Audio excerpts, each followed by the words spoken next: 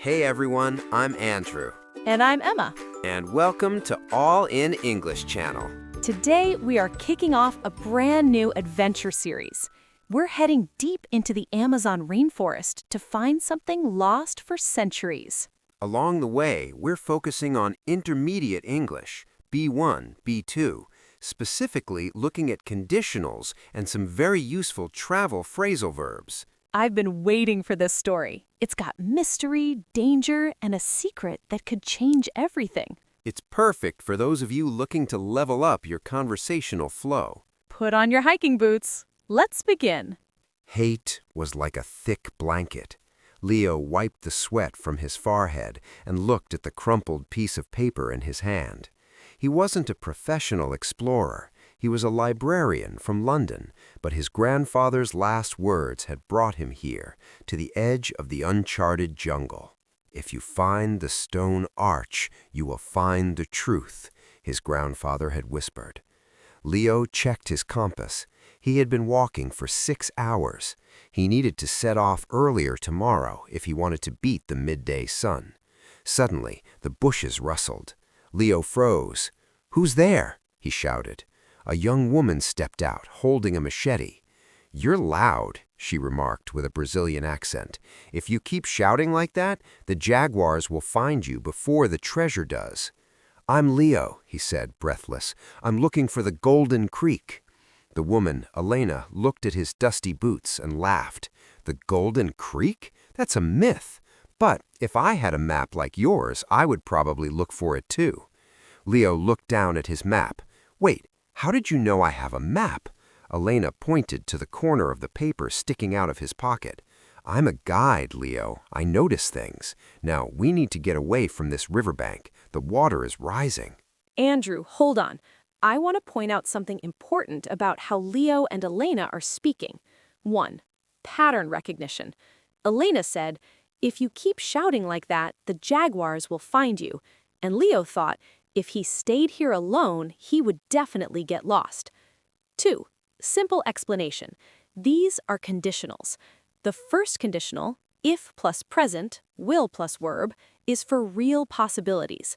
Elena thinks it's very likely the jaguars will hear him. The second conditional, if plus past, would plus verb, is for imaginary or unlikely situations. Leo isn't alone yet. He's thinking about a what-if scenario. 3. Multiple examples. Real life, if it rains tomorrow, I will stay home. First conditional, likely. Imaginary, if I won the lottery, I would buy a boat. Second conditional, unlikely. Travel, if we check in late, the hotel will give our room away. 4. Common mistakes. Learners often say, if it will rain. No. After if, use the simple present for the future. If it rains. Quick challenge. Listeners, think of your own. If you could travel anywhere tomorrow, where would you go? Andrew? "If I had a ticket right now, I would fly to Tokyo." But back to the jungle. Leo decided to trust Elena. They began to cut through the dense vines. Elena moved like a shadow, while Leo tripped over every root. "Why are you looking for the creek?" Elena asked, not looking back. "My grandfather found it 50 years ago, but he had to turn back because he ran out of supplies. He spent the rest of his life drawing this map from memory." They reached a clearing where an ancient stone structure stood.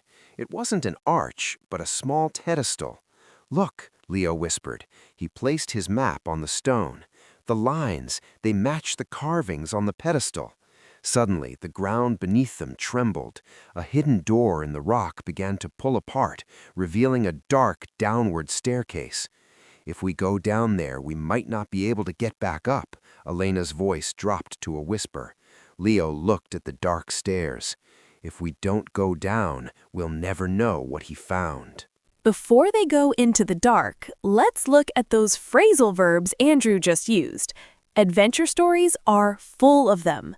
The first phrasal verbs are set off, which means to start a journey. Leo should have set off earlier. Turn back, to return or go back because of a problem. The grandfather had to turn back.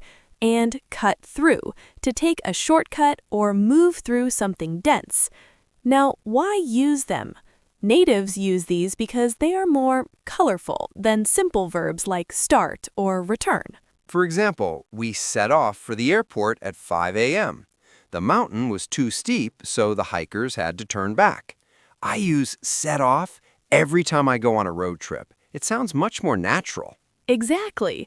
Now, Andrew, what's at the bottom of those stairs? The air inside was cool and smelled of damp earth and old metal.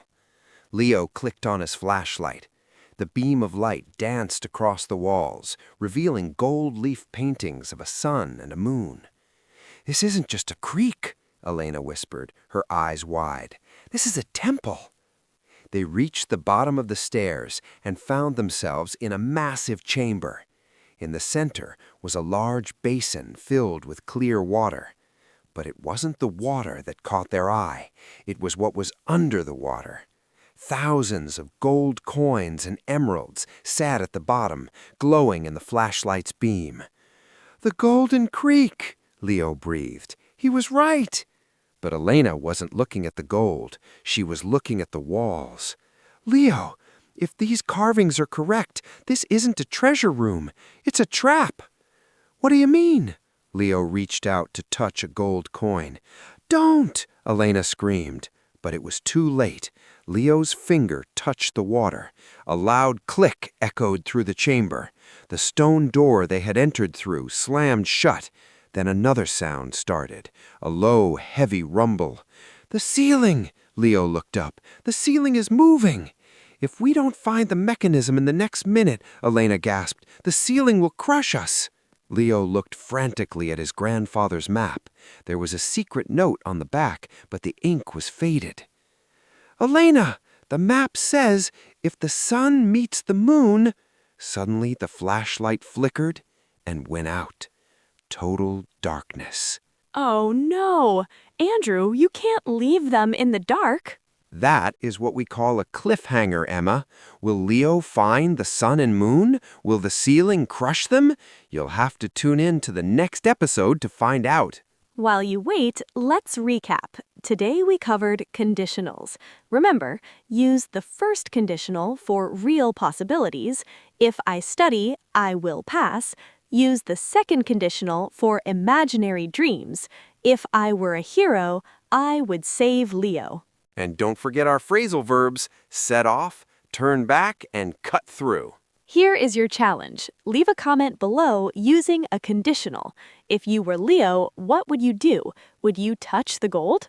Next time, we find out if Leo and Elena escaped the Temple of the Sun. If you enjoyed this adventure, don't forget to subscribe and hit that notification bell. I'm Andrew. And I'm Emma, and this is All in English Channel. See you next time.